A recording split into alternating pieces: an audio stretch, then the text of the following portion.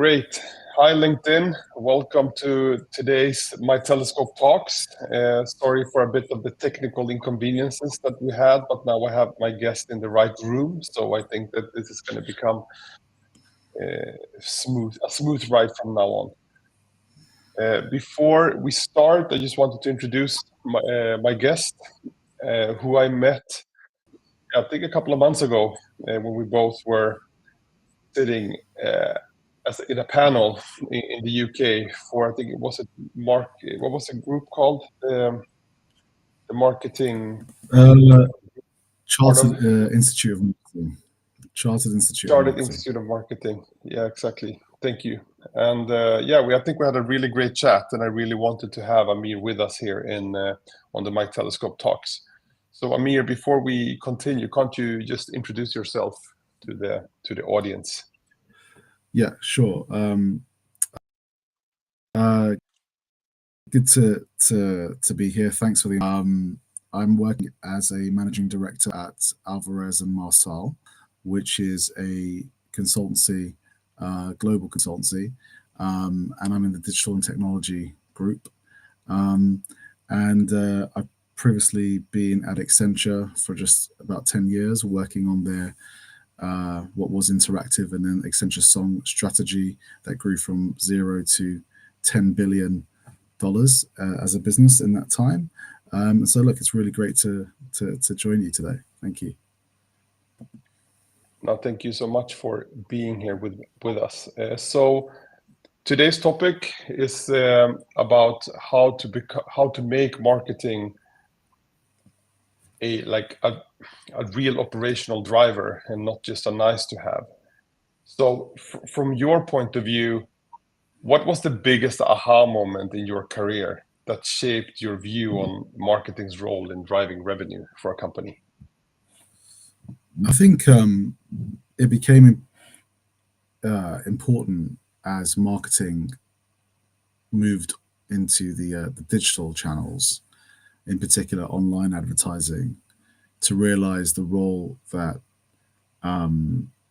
technology plays in modern advertising and how you can track and actually identify what marketing is really driving conversion for your business. But it's also become more evident to realize that people have a kind of place that your brand resides within themselves, and making sure that you are relevant as a brand and making sure that your brand is front of mind to the end user is critical.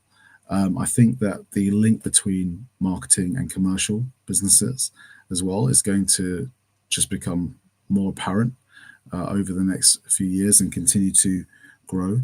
And the role that marketing technology and advertising technology plays in that as well. And can you, based on your now past experience with both where you're working now with Alvarez and Marsal, but before also at Accenture, do you have any kind of examples of unexpected stories where a data-driven decision completely turned around that company that you were working with? I don't know if you can mention names, but it's also always great to hear, real stories and not only anecdotes that with no names, so to speak. Yeah, I mean, it's a big question. I think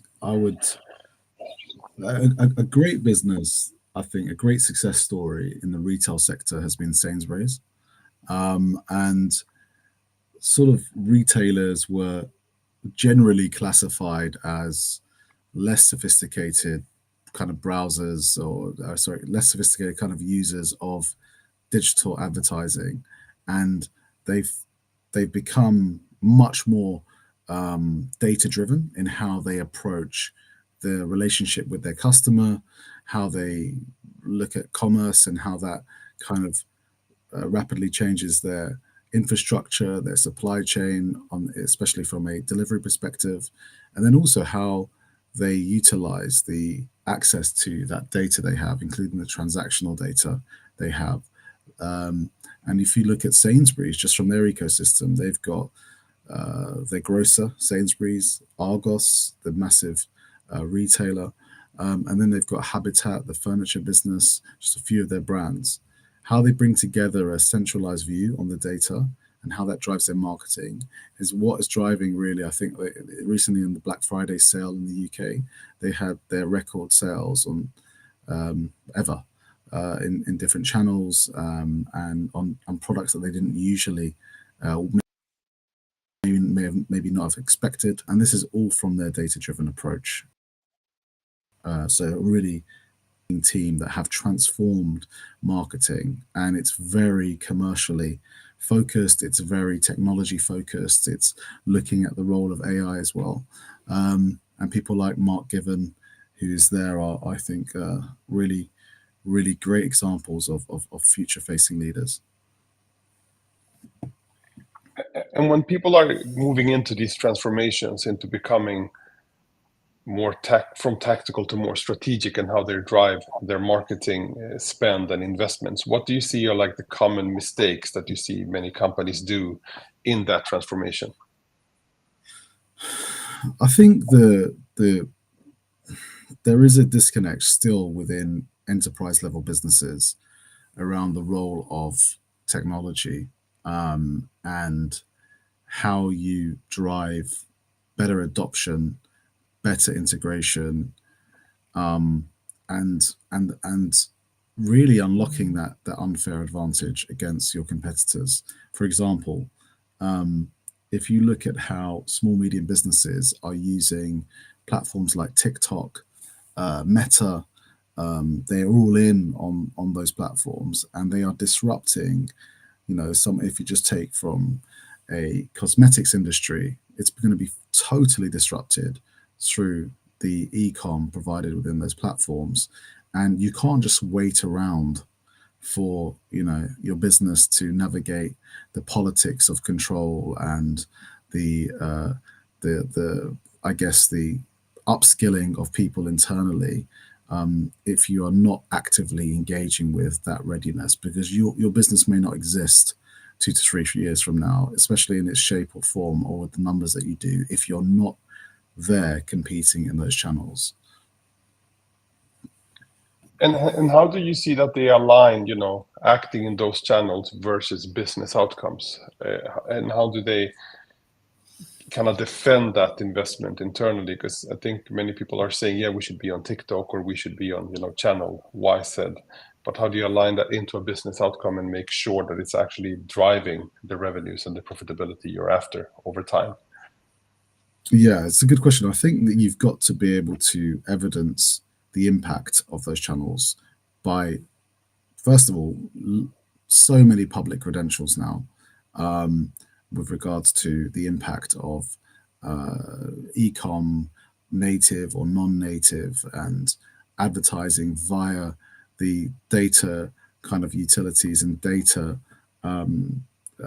supply that Instagram can give you, Facebook can give you, Google can give you. If you're still having to convince your business internally, that's a concern, I'd say. The other aspect, I think, is that it's a lot cheaper than traditional marketing.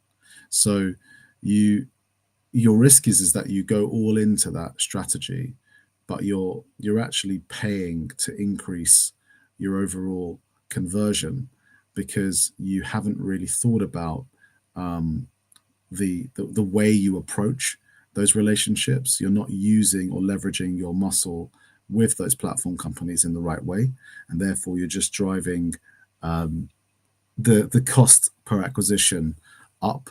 You're bidding against your own organic channels as well, so disconnected strategies internally from the organic teams, and traffic acquisition needs to be part paid and part owned and part earned.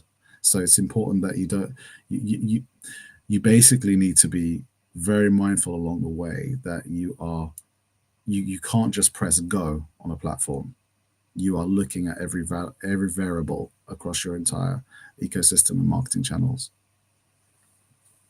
Would you say that there's a disconnect between maybe the people driving the different teams within an organization, that they are not aligned together, and that's kind of a missing piece? Or and that's the reason why you might be, off sync, or bidding against yourself. Yeah, I think that the CMO has had a hard time. Uh, I'd say the last few years. You take the top companies, sort of like, especially if the CMO is not regarded as commercial, you're getting uh, you're going to get challenged by the business, and you need to be thinking more through a business lens, a business, and using business language. If you're not, um, yeah, I would argue that the company that doesn't have that type of CMO is probably have a lot of inbound business anyway, where they can afford um, to allow for just the freedom to the CMO to be able to just be less rigorous. But if you want to, really impact your business, you have to be tracking the value the value add of your activity. And if you can't track the value add of your activity, you need to bring and work with people that can, because otherwise you're spending the bucks of the company, but you don't know really if you're really driving acquisition. If you don't know, the CEO doesn't know, right? And you know, CEOs, um, it's a lot easier to pressure the CMO probably than any other board member, I'd argue.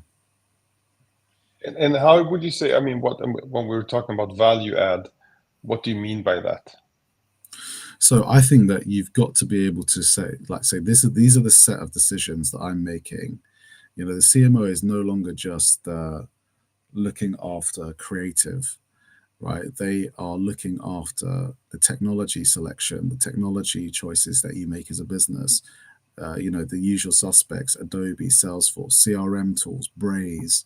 Um, Looking at the platform relationships you've got, customer data platforms, how you use the customer's data, being mindful of the DPO and the data privacy laws that are coming in.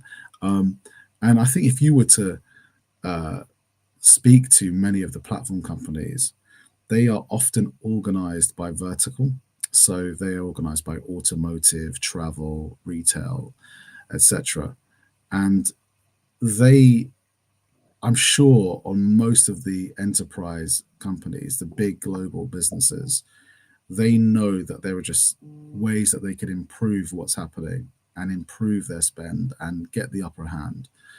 And I think the problem is that you've got to navigate the bias that the platform company has in terms of promising you the world and how they could improve what you're doing in terms of acquisition to um, actually demonstrating the choices you make are driving growth for the business.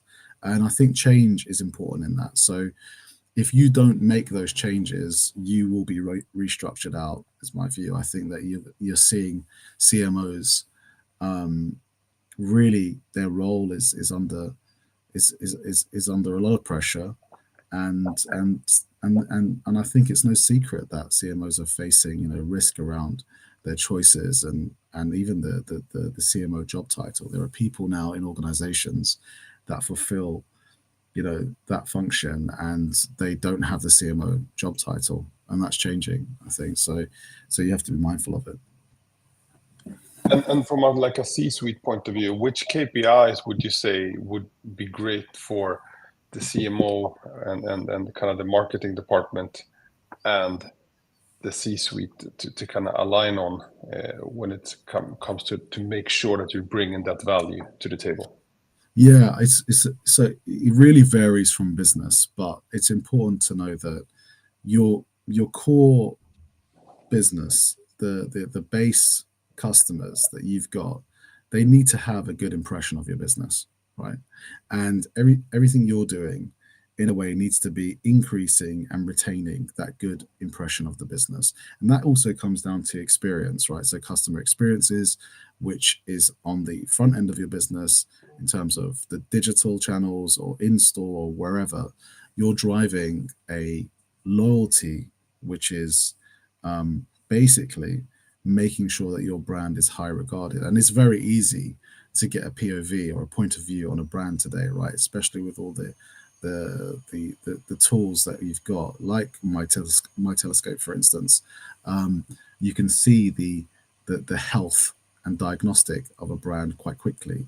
All the major strategy consultancies offer this service now, so MBB, etc. And then you say, okay, after that, how do you know, or how can you quantify what your activity is doing is actually impacting the growth of the business sales wise?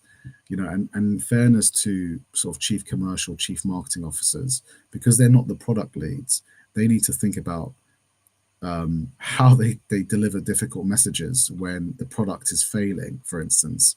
They're not responsible for the manufacturing, they're not responsible for the experience of the product if it's a poor experience, but they have to work around that, and that's very difficult. And those Mhm. KPIs, such as user feedback, um, returning customers, cost per acquisition, incrementality of your activity, um, are generally important, I'd say. And then you could look at what subset you might create relative to the brand as well. When you meet clients, do you find it that the KPI, having the KPIs in place is something that you see that many have, or do you feel that, I mean, because you have the luxury as being a strategic consultant, I mean, you get to see a lot of the various businesses in your career. So what are, when you're seeing the whole discussion about KPIs and measuring, do you see that people have them in place, or is it still very, how do you say, something you talk about but haven't actually implemented? I mean, not you guys, I mean the clients you speak to, of course. Yeah, no, I think, look, there's inertia at clients, so sometimes they have KPIs set up, that are 10 years old, so they haven't refreshed their KPIs. But in some industries, the KPI is so clear. For example, in the insurance industry, that they would look at a certain set of KPIs, and that's not easy to change, and it's not even rational to change. But maybe what could be interesting is how you add, as I said, some more subsets of KPIs. But at clients, absolutely, they it's it's almost the case that some clients have a bit of success theatre by creating KPIs or working on KPIs which protect the activity they're doing, but actually, if the business isn't growing, then there's a fundamental issue with the strategy that they've got. And so, yeah, it's still pretty widespread. And then also sometimes the KPIs are completely outsourced.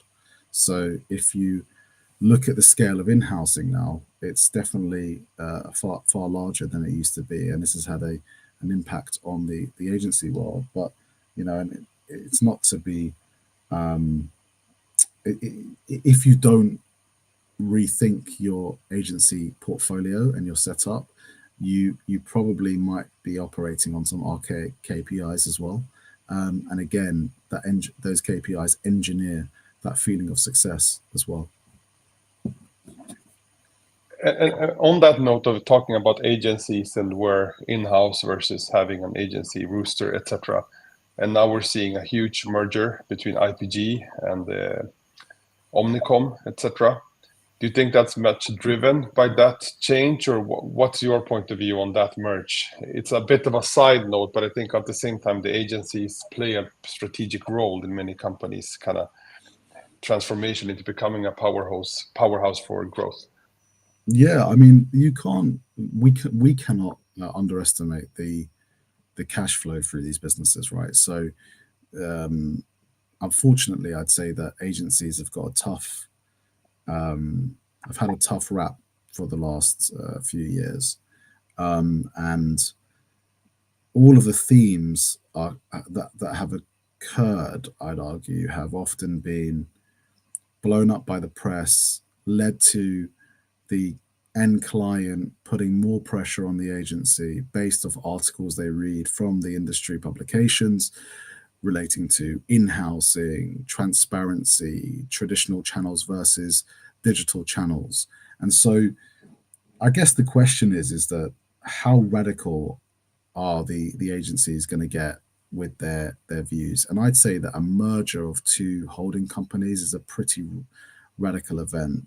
I'm reading that Omnicom are likely to actually take over IPG, and I think that that is it's clearly symptomatic of changes in marketing, consolidation wise, moving away from traditional sort of approaches and operating models around agencies for clients, and moving more into how the platforms and marketing technology in particular has completely disrupted this space. You know, some businesses are unloading massive amounts of OPEX and CAPEX onto the kind of omni-channel platform systems, the CRM systems, the push systems, and Salesforce and co are benefiting from that a lot. The third parties that integrate those systems as well are also generating huge fees. So there's still a rise in sort of martech agency services. That's on the growth side. That's not in decline. But then you look at pure media play agencies. I think that they've got a bit more of a tougher challenge. So if you take someone like Dentsu, the acquisition of Merkle, it's a pretty crucial acquisition for Dentsu. I think it put them into sort of a higher level of interfacing with their end clients, and it put them into the data ecosystem at clients on huge contracts at times, more Accenture like in their feel, more data driven. And then you look at like Publicis with their acquisitions, for instance, of pure play technology solutions, particularly in the retail sector, like Citrus. I think with Sapient as well, that there is clearly more money by representing more of the marketing ecosystem than just media, and that was our bet, my bet as well when I went into Accenture, and it was just very evident that it was massively disruptive. And so, if you're just on media, then the economy of scale for you, I think, is going to be limited moving forward. And do you think then that a big major shift in market, like in the type of questions you as a consultancy get, is going to be much more about how to shift your organization from like media buying creativity to a more revenue driven driving organization, or is that already happened? I think that is exactly what's going to happen.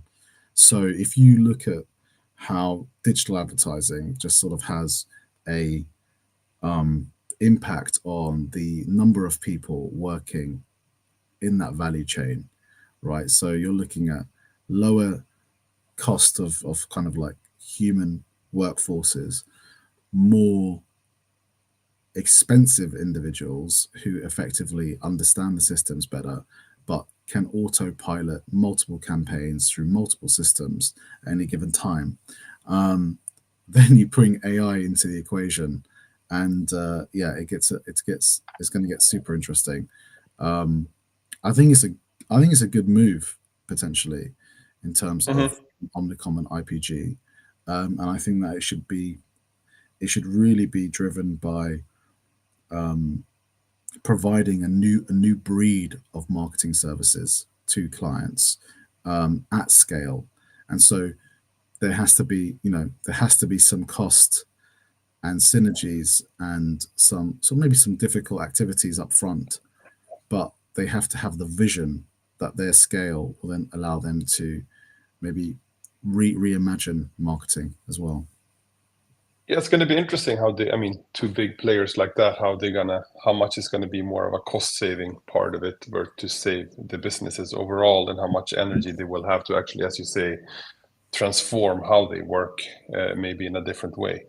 Especially, I think, when they're facing competitors like yourself and Accenture and others that have maybe come from another point of view from the beginning, more as traditional, like consultancy meets this world of that it used to be much more driven by, I think, acquisition of media and customers. And now, how do you view I mean, as you say, when you moved into Accenture and now from Accenture to Alvarez and Marshall, like what is driving you? What is it that you would say, okay, when I retire, I have succeeded to do these things? What's kind of your vision for your own career, but also like where do you would, if we would set a marketing, what would that be? We would remember Amir for.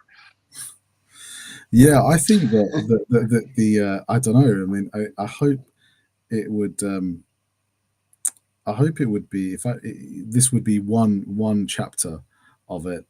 My career is important, but there are other things that are important to me as an individual as well. But just from this perspective, I think if you look at when I joined Accenture, I made a bet. I was kind of looking at the market and I thought, oh God, like the people that a business, not just the CMO, the CTO, the chief data officer, the CEO, they want to speak to technology people. That is just going to become a given. If you do not have a view on the technology, you are not going to be relevant. And I thought that maybe our Accenture had the breadth of experience and clients to drive that discussion further than maybe some of the other players in that ecosystem. And then also that all of these young digital kind of ninjas that I could see around me, they were going to become, what was their next job going to look like? Were they going to go industry? Were they going to go into clients? The second they're going to go into clients, they're going to be smarter than the third parties. And so you need to be surrounded by people that are really informed around, again, technology, digital, data driven communications, data driven services. If we don't have that muscle, right, then you're probably not in the right place. Not for someone like me with the technology background. And when I was in Accenture, um, it was really apparent that our door into clients was much broader. Our entry points were multiple across the MarTech ecosystem, the data ecosystem, and we could literally disrupt all of the incumbents and point out the laggard kind of elements of the incumbents, and then drive improvement for the clients. What I realized at Accenture was that the use of technology and use of AI would drive even more efficiencies than before, and could be underpinned by a business case as well, so tracked. And that's the consulting kind of rigor that a consultancy should bring. And then AI emerged, and I think that at this point, that's a risk to all consultancies. So from an A&M vantage point, actually, I don't have any enemies in A&M, right? We would work with everyone, basically. It's the exam question that drives us. It's the problem statement that drives Mhm. us. And it's not a huge business. It's a big consultancy, but we have the opportunity to really understand, for instance, in the world or the lens that I'll approach a client, how can AI drive more efficiencies, drive more growth for businesses and clients? And I still prefer consulting. I enjoy it. I like working with clients. I like sharing their challenges and trying to solve those issues with them. And I just looked and I said, wow, A&M's restructuring heritage, the turnaround elements, they don't do hype. They're more like real and roll up their sleeves, you know, get stuff done. That is also super important in the digital transformation motivation for a business, that they don't get sucked into huge fees with very little outcomes. And it's not going to be only people driven. It's going to be people plus innovation, people plus AI, people plus you know, technology savviness driven, and A&M has a great opportunity to do that. And what would you say would be kind of the superpower the next generation of marketeers will need to combine, as you say, uh, like artificial intelligence and other probably technologies that might arise in the future that we don't know of? But what is that kind of the next marketeer that is right now maybe studying it's their bachelor's? What would you recommend them to think about, like really bring this to the table? Yeah, I mean, it's like people go to pilot training school and they learn how to fly planes, they to actually fly a plane. But when they graduate and they become a pilot, it's largely on autopilot. They don't actually fly the plane. I think the irony of it. So I think it's important to understand that um, AI is, it's not like the metaverse. It's not, you know, blockchain, which is really important, by the way. AI is tangible. It's like rising at a super fast rate in terms of use case adoption, in terms of quality of the models. You know, for me, you can, you just need to be a little bit tapped into the AI influencer scene to just get like extraordinary examples of how AI is really transforming businesses and business services. And so I think you need to understand marketing, but it's not like marketing is this slither in a client. It's one element of a client and it can be managed by itself. And that's why I think marketing departments on some of the biggest clients are being folded into the product organizations, the data organizations, the commercial organizations. And I think that's going to just increase as well.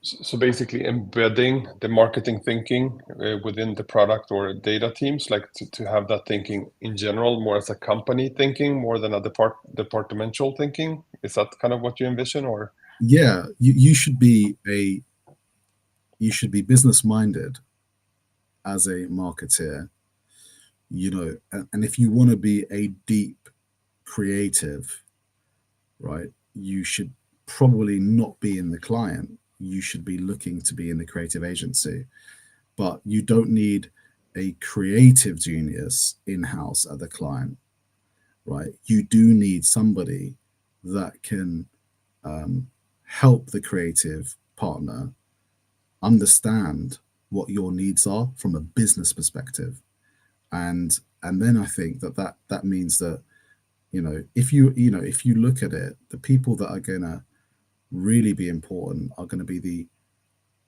very solid, very competent business leaders that understand technology, that understand data, and that can see the role that AI is going to play. And if they're not willing to take that risk, that's, you know, that's a flag, really. Okay, and it would be a flag to a CEO, it would be a flag to a board. You know, everyone's asking the question: how can AI drive more efficiencies in my customer service business, in my marketing business, in my you know, even internally in how they assist employees, co-pilot, etc. So you've got to kind of you got to ride the waves of the ocean, not against them. So, I mean, we normally try to run this kind of half an hour to make it, you know, it's kind of short and sweet. So I will bring kind of a last question for you. But if you would say that in 2030, Vision 2030, Yeah. how would like the main KPIs that you would obsess with and the type of personalities you would put in one room to drive that growth engine, what would those be? What combination of people would you have in the same room? I would have. I think I would have. I would go full AI. Full AI. I mean, that might not be sound very smart, It might not sound very consulting, but I would basically, I'd want to be surrounded by AI practitioners. And it's an existential risk to some companies in their current form. And that is just a fact. And Can you give some examples on that you see like already? well, consulting, let's do that rather than pick on someone else. Yeah. I would say that since OpenAI launched, and if you understand the pyramid in a consultancy, you kind of have right at the top, you've got the partner, the senior partner or MD, and then right at the bottom, you generally have a analyst. Yeah, and it's a brutal statement to make, but OpenAI is performing somewhere in between that hierarchy right now. And is it going to get better? Well, then is it going to produce visuals? Right. Previously, it's been text based, so it's going to like sort of half the time, 1/10 the time of activity. So I'd be focused on how do I create safe environments to work with AI? How do I create the sandbox or the data protected AI? That question's still being raised, right? Can GPs put patients' data into ChatGPT? Right? Should a doctor be allowed to put your data into ChatGPT? Is that a data privacy? It might sound obvious, but it's happening, and people don't know from a legislative or regulatory perspective. But the big hyperscalers have had algorithms powering their platforms for the last 10 to 15 years. And the rate of success that they're having in terms of driving more adoption, more user engagement, and the attention economy is super high. And they all bet on AI. So I would say for 2030, I'd bet massively on AI.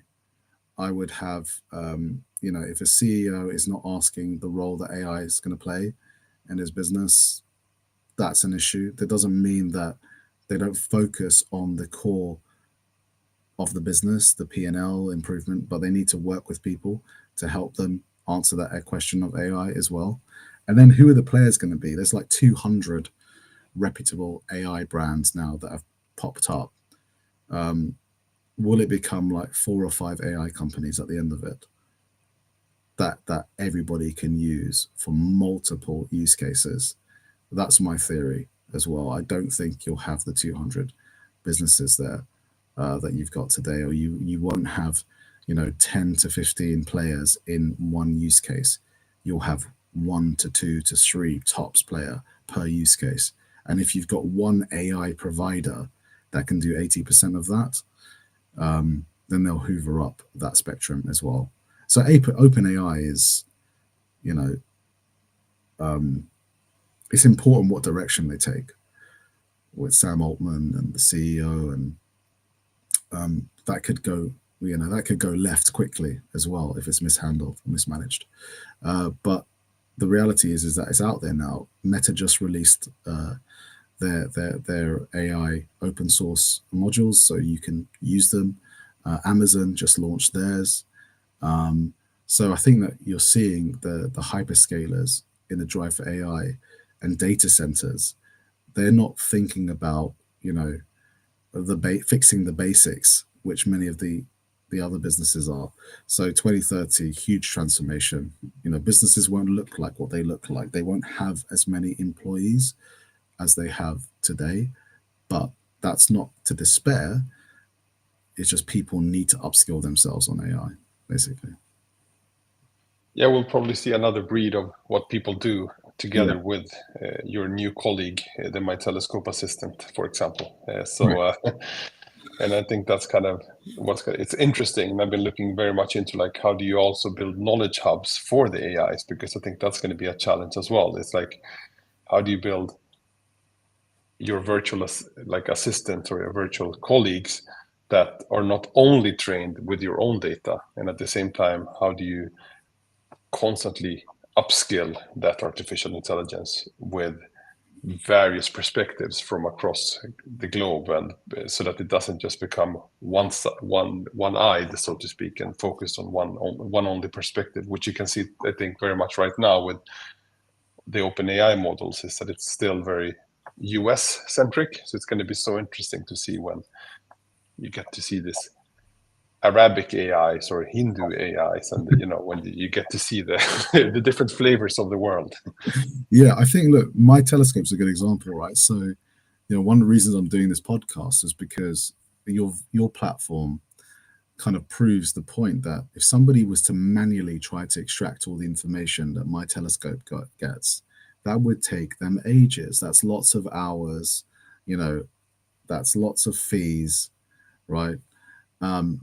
And then the level of insight it's not indexation. It's not like some of the services provided by the platform companies that give you just an index snapshot.